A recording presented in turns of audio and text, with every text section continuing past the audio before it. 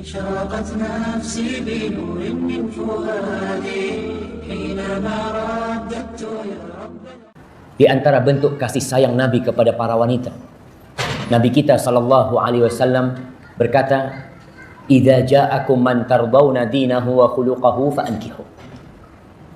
Wahai para orang tua, wahai para wali, apabila datang meminang putri kalian, atau adik wanita kalian, atau kakak wanita kalian, atau siapa saja.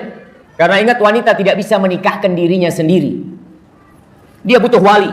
Maka Nabi mengatakan ini kepada para wali. Bila datang seorang lelaki meminang, yang menjadi tanggung jawab kalian, tardawna dinahu wa khuluquhu, yang kalian ridha dengan agama dan akhlaknya, nikahkan. Jadi Nabi SAW menjelaskan ini bentuk kasih sayang. Nabi tahu dengan bagaimana kehidupan rumah tangga. Maka Rasul SAW mengatakan dua kriteria. Para wanita ingat, kalau ingin dibawa oleh suaminya menuju ke surga, maka dua kriteria itu tolong diperhatikan. Yang pertama, agama. Saat agamanya muslim, nah, alhamdulillah, ini sudah kufu, sudah setara dengan agamanya Islam. Tapi dilihat Islam yang kayak apa? Karena banyak kaum muslimin yang Islam KTP-nya saja. Kalau ditanya, Bapak muslim, sholat kadang-kadang, puasa jarang. Oh, kira-kira ada nggak calon menantu kalau ditanya seperti itu jawab jujur? Kayaknya sulit, karena tahu dia bakal ditolak nih, kalau sudah pertanyaan seperti itu. Sebagian orang tua tidak menanyakan tentang agama. Ketika ada seorang lelaki yang tampan datang, Masya Allah, dengan mobil yang tipis, yang kursinya cuma 2 di depan, Masya Allah. Langsung pertanyaannya orang tua, kapan rencana lamarannya? Nggak ada pertanyaan macam-macam.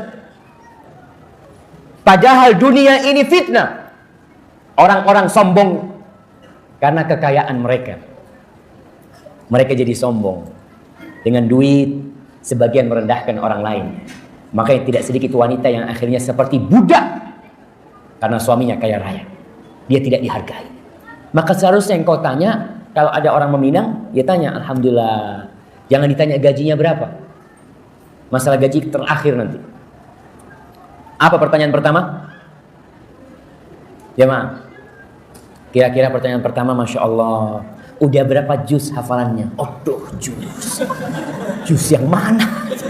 Nah, itu yang seharusnya ditanyakan. Karena perhatian seseorang kepada Al-Quran, ini sebagai bukti kalau dia perhatian kepada agamanya. Kalau orang perhatian sama Quran, insya Allah sholat. Jadi sholat ini insya Allah dia sudah laksanakan. Alhamdulillah saya hafal ya juz 30. Ini sebuah kemuliaan. Karena ibu-ibu coba tanya sama suaminya sekarang nih, yang sudah menikah punya anak, tanya sama suaminya, Mas, waktu saya nikah sama sampean, Mas, sampean hafal berapa juz? Ya dari waktu itu sampai sekarang tetap nggak ada tambahan. Jadi dari menikah yang hafalannya cuma 5 surat, sampai sekarang tetap 5 surat. Banyak seperti itu. Maka berarti wanita, gimana suamimu akan membawamu ke surga? Sedangkan salah satu buku panduan masuk surga tidak dibaca. Buku panduan masuk surga apa? Al-Quranul Karim. Maka dinahu, agamanya ini salah satunya kita tanyakan masalah bagaimana dia dengan Al-Quranul Karim. Apabila dia mengatakan, Ana terus terang, saya kalau hafalan sedikit, tapi alhamdulillah tiap hari saya baca 1 juz. Alhamdulillah, ini tanda-tanda orang yang baik. Kalau antum takut dia tidak jujur, maka tanya sama orang lain. Demi surga Allah SWT. Baik. Yang kedua, akhlaknya. Karena yang paling berat ditimbangan pada hari kiamat itu sedekah, salat, zakat, puasa, haji. Kata Nabi SAW, "Athqalu ma fil mizan husnul khuluq."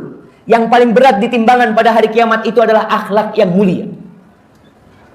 Setelah agama hablum minallahnya baik, nih akhlak yang mulia. Jangan sampai ada orang-orang yang hablum minallahnya baik pada hari kiamat bangkrut gara-gara akhlaknya buruk. Ketika ditimbang sholatnya macam-macam dengan akhlak buruknya, jumplang gara-gara akhlak buruk. Tuh para wanita ingat dengan hadis Nabi SAW tentang seorang wanita yang taqumul lail, sholat malam, puasa sunnah, sedekah, tapi kalau ngomong pedes, suka nyakitin tetangganya. Kata Nabi alaihi salatu wassalam, hiya finnar. Ini perempuan di neraka tempatnya. Maka masalah akhlak jangan diremehkan. Maka para wanita tatkala hendak menikah, perhatikan apa yang disabdakan oleh Nabi alaihi salatu wassalam. Masalah agama dan masalah akhlak. Wa illa, Nabi alaihi salatu wassalam menjelaskan bahwasanya hidup ini pilihan. Dan kalian pun bebas memilih pasangan hidup kalian. Tapi kalau kalian nggak mau, kata Nabi alaihi salatu wassalam, takun fitnatun fil ardi wa fasadun 'arid. Akan terjadi fitnah di muka bumi ini. Akan terjadi kekacauan di muka bumi dan akan terjadi kerusakan yang besar sekali. Gara-gara tadi engkau tidak memperhatikan masalah akhlak dan agama. Dan itu pilihan. Para sahabat akhirnya mengatakan, ya Rasulullah, in kana fi. Ya Rasulullah, gimana kalau orang ini tadi secara akhlak Masya Allah mulia, secara agama jangan ditanya, cuma sayangnya ya agak hitam sedikit dia. Mungkin. Atau miskin. Dia sih bagus semua, cuma penghasilannya kayaknya tidak cukup untuk menghidupi anak-anak. Allahu Akbar. Allah berpesan, iyakunu fuqara yughnihumullah min fadli. Kalau mereka orang yang fakir, mereka orang yang tidak mampu, Allah yang akan mencukupi mereka. Allah, bukan mertuanya, bukan presiden, bukan gubernur, tapi Allah yang akan mencukupinya. Di sini jemaah, Allah Jalla Jalaluh bisa menjadikan tuh menantu yang kaya dalam sehari jatuh miskin. Dan Allah bisa menjadikan menantu yang miskin, tapi karena dia akhlaknya mulia dan agamanya baik, Allah beri kecukupan dia. Siapa yang memberi kecukupan? Rabbul Alamin.